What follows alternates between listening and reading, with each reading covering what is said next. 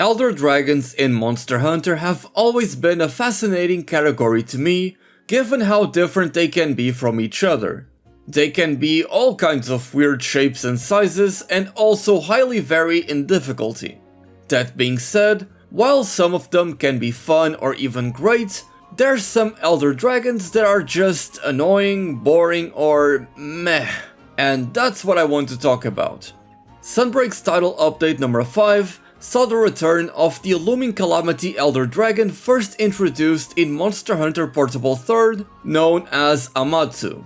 This large serpentine Elder Dragon that is capable of creating devastating thunderstorms, a monster so powerful that it's even said to be a god of destruction, has always been somewhat of a fan favorite among the Monster Hunter community.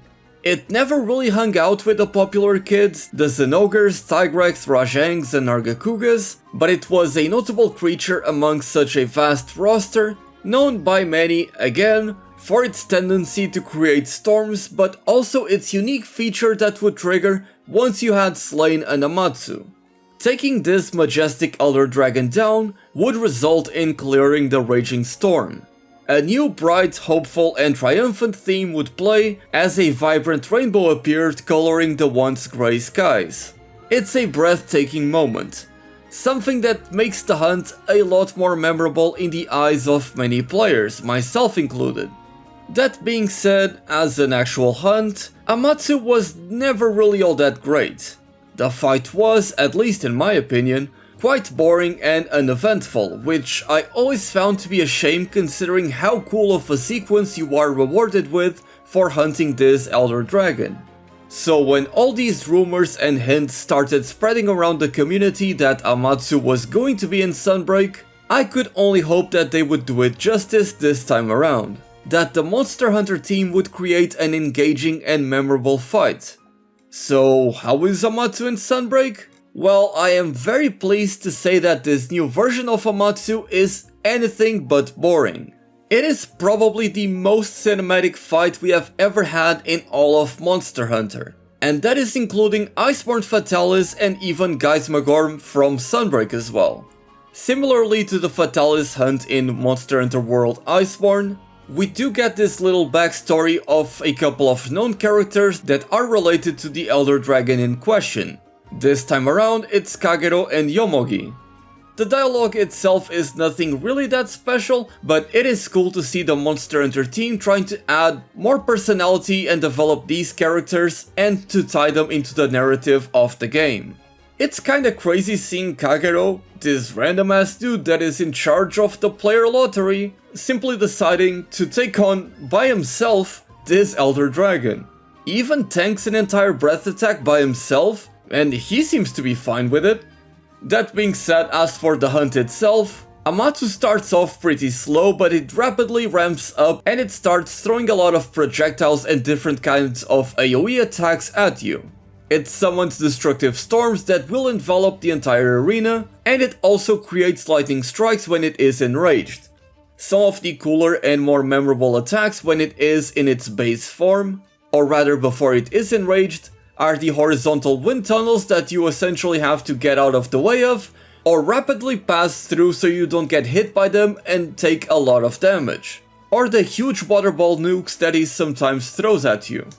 But once Amatsu becomes enraged, that is when the fight actually begins, as not only will he start summoning a bunch of tornadoes around the area, but he will also have attacks where he essentially throws you up into the air and you have to use your wire bug to get out of the way of the other tornadoes so you don't take any damage. And that is when you start to realize that this is a much more different hunt compared to all the other ones we have had in this game. And as you keep dealing damage to Amatsu and the music is ramping up in quality, everything is becoming more intense, you may even cart once or twice, the game suddenly stops for a little bit and you get this small cutscene of Utsushi summoning an Apex Zenogre to aid you in the quest. Not only is that an awesome throwback to Monster Hunter Portable 3rd, where we see Zenogre actually challenging Amatsu, but it is such a crazy thing to just put it in the middle of the quest. Like, how is Utsushi summoning an Apex Zenogre? It doesn't make too much sense, but I absolutely love it. And then there's even more crazy cinematic sections where Amatsu creates even more air tunnels in the air, and you have to essentially dash through them while still avoiding the edges of the tornadoes to not get hit.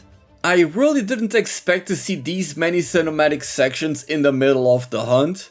And what's even crazier about this is that when you are repeating this quest after you have hunted Amatsu for the first time, the Apex and Ogre will be replaced with a Valstrax, which makes it even crazier.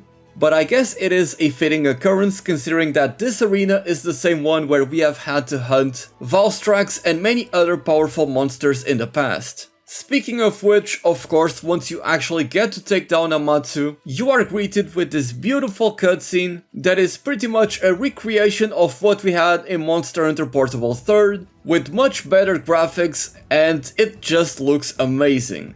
The developers have done a fantastic job when paying homage to this monster and the entire legacy of Monster Hunter Portable 3rd and the work that the Monster Hunter Portable team has done over the years.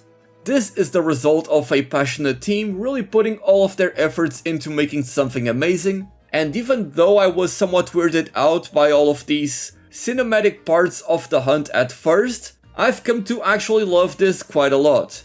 There's even a few more key details that the developers have added to this hunt, such as changing the sound effects from picking up items at the start of the quest, just to make it clearer that this is in fact a love letter to all-time fans of the series.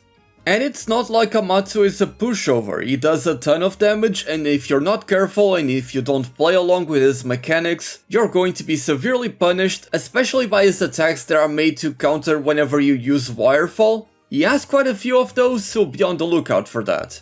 But at the same time, Amatsu is a very rewarding hunt that once you recognize the different attack patterns, you are pretty much never going to get hit by most of his attacks, which I feel like is the perfect balance for a monster. And of course, we cannot talk about a monster without talking about its equipment. The Amatsu weapons look just as beautiful as they always did. I absolutely love all of their designs, especially the sword and shield, and what's crazy is that this time around, we actually get what is essentially a special skill added to these weapons. If I've come to understand it correctly, it seems that the Amatsu weapons actually do more damage whenever you use a Silkbind attack, which for some weapons is going to be absolutely insane. The Amatsu armor set is also quite promising, with the new skill Heaven Sent looking to be a very cool tool to play around with. I'm still going to need to do a lot of testing with the skill and the weapons, and maybe I'll make up some builds for you guys and talk about them in a future video, but at the very least I can say that it looks to be a very promising set with very cool skills. For one, the helmet comes with evasion level 5, which is just insane, and I love that the developers are willing to put out crazy stuff like that. And of course, Title Update 5 isn't all about Amatsu, we also have the Special Investigations and Risen Shagaru Magala as well. I have yet to take on a Special Anomaly Investigation as I don't have Anomaly Investigation level 300 yet. That is still going to take some time, but Risen Shagaru Magala, boy oh boy is he a threat. He is insanely powerful, he is very fast and agile, lots of big AoEs that deal a ton of damage. His Frenzy Virus seems to build up faster than the regular Shagaru Magala does, and his big Nova AoE attack simply looks stunning, and if you stare at it too much and don't focus on dodging it, you're just going to get one shot.